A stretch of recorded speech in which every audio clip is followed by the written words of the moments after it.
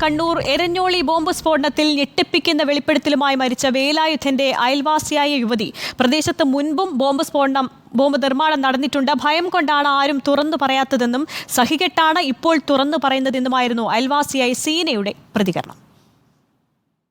സമാധാനത്തോടെ ജീവിക്കാൻ അനുവദിക്കണം, ഇനിയും സഹിക്കാൻ വയ്യ. എരഞ്ഞോളി കുടക്കളം സ്വദേശി സീനയുടെ തുറന്നു പറച്ചിലിൽ എത്രമാത്രം ഭീകരമാണ് പാർട്ടി ഗ്രാമങ്ങളിലെ ബോംബ് നിർമ്മാണം എന്നതിന് തെളിവുണ്ട്. പ്രദേശത്ത് സ്ഥിരമായി ബോംബ് നിർമ്മാണം നടക്കുന്നു. വീടിന് തൊട്ടടുത്ത പറമ്പിൽ നിന്ന് നേരത്തെയും ബോംബുകൾ കണ്ടെടുത്തിട്ടുണ്ട്. പോലീസിനെ അറിയിക്കാതെ പാർട്ടിക്കാർ ബോംബുകൾ എടുത്തുമാറ്റിയെന്നും സീന വെളിപ്പെടുത്തി. ഇവിടെ എല്ലാവർക്കും അറിയാം, സത്യമായ കാര്യമാണ്. പക്ഷെ എല്ലാവരും ഭയന്നിട്ട് പേടിച്ച് നിൽക്കി.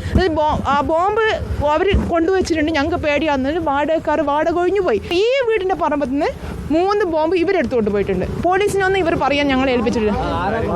ഇവിടെയുള്ള ആൾക്കാർ പാർട്ടിക്കാരെടുത്തോണ്ട് പോയിട്ടുണ്ട്. അത് ഇതിന്റെ അടുത്തായിരുന്നു ഹബ്ബ് ഉണ്ടായിരുന്നത്. ആളൊഴിഞ്ഞ വീടുകളെല്ലാം ഹബ്ബാണ് ഇവരുടെ. പ്രതികരിക്കാതിരുന്നത് ഭയന്നിട്ടാണ്. തുറന്നു പറച്ചിൽ സഹിക്കാൻ കഴിയാതെ വന്നപ്പോഴാണ്.